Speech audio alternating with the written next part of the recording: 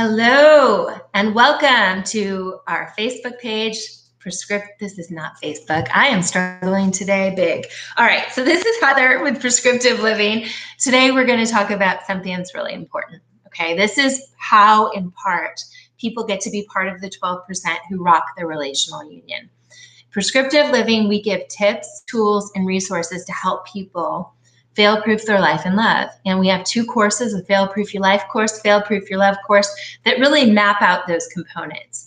And so the goal is, right, when most people are coming into a relationship, a lot of the initial phases is there attraction? Are we having fun? Do we want some of the same things in life? And those are all very, very important aspects. And they help and can carry people in the initial honeymoon phase, right? To keep people kind of excited moving together. But what happens is after that phase is gone, a lot of times partners end up starting to lose interest in one another, lose respect for one another, lose intrigue in one another. And when this happens, there are usually a couple reasons why, okay? One of the most important things is that when a person starts to establish their significance in a factor that is outside, external factor. So it could be in a career, could be in a relationship, could be in a position of possessions, things like that. Their value, they're allowing to be defined by external circumstances that are not real factors that establish significance and value and worth of an individual person. And so those areas, if that's where the focus is, can be extremely damaging in partnership because it's externals defining substance, value, worth. The way that you prevent against people, you know, if you're recognizing and you're connecting with that, it's good to have this awareness. Awareness alone has the power to be curative, but to know what to do. When we can establish our standard and our desires and our vibrance and be the one who establishes our value in this world. It is tremendous. We all have tremendous worth and value. We are the ones that get to direct and maintain that standard. And when we maintain that standard, it is attractive. Other people want to be part of that. They, first of all, we're feeling more fulfilled. We know our voice, we know our vibrance, we're living it out. We're kind of directing our course. We're not allowing all this other stuff to be what is establishing it, because those things are superficial. They're not the substance. Everyone has tremendous substance, but what everybody desires, what everybody wants, what excites and fulfills each person is very, very unique. So when you get to define that, you no longer have to go on a date going, oh, I hope they like me. You get to go in going, hey, this is what I'm about. This is great. This is what I'm looking for. Do you meet my standards? Do you have what it takes to be part of that? You flip the script, and you do this in job interviews. You do this in relationship. You do this in life. That gives you the ability to live to your potential and to keep yourself attracted, other people attracted to you, right? Because the two things that start to cause people to separate are when they lose desire and they lose respect. And these are one of the key ways it happens, when it's the superficial stuff that is defining the substance rather than the individual. Staying interesting, staying true to themselves, staying clear to their standards becomes of utmost importance. The other factor is really being able to align on things that ultimately matter besides the initial chemistry. So a lot of times, even one of my favorite gurus who is, worth billions of dollars and does great teaching on love and life and business and all this stuff, he always says that you need to have compatibility on values and what you want as far as lifestyle.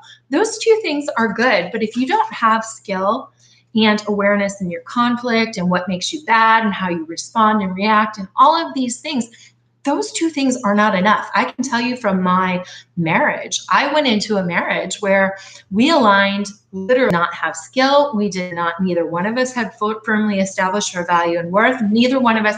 And it was fine, but we were roommates. We were a part of that 80% who had settled, weren't connected. We were just existing. And Harvard did the longest study on well-being ever done, showing that if two people are the quality of their most intimate relationships impacts their experiential journey through life more than any other factor. It's super important, right? So these are the areas we don't want to leave to chance. We want to actually have a little bit of clarity and awareness to line on.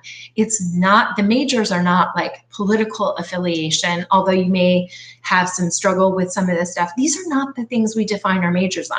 Whatever you have on your list for what you're looking for in a partner, if it's all the superficial stuff and it's not the substance stuff, chances are, if you don't get the skills for the stuff of substance, that, you're likely setting yourself up to be part of the folks who are in that majority group who are settling and, more in that roommate situation. You've got to define and have the skills and the standards for the things that will work, right? The things that map it out. So we do give awareness to those in our course so that you can attract quality and you get to be the one who sets that standard. The power becomes your own because you find your voice, you find your vibrance, you find what matters to you and you're clear on it. So nobody else gets to define it. Going through life and just letting life happen at you, it can be fine in a lot of areas, right? You don't have to be super intentional about a lot of things. Like I'm cheap, right? So I go to the dollar store to buy my bags, my potty poop bags, right? I know this is gross, but here's what happens. The bottom is not sealed in it. So it's a mess, right? I have to actually tie it so that I don't get whatever, that's the cost of being cheap and making decisions like that on things that can matter. But when we're making decisions without having a standard, a clear standard and clarity and skill on things that ultimately our most fragile organ, our heart, the consequences of that are significant. And so you really want to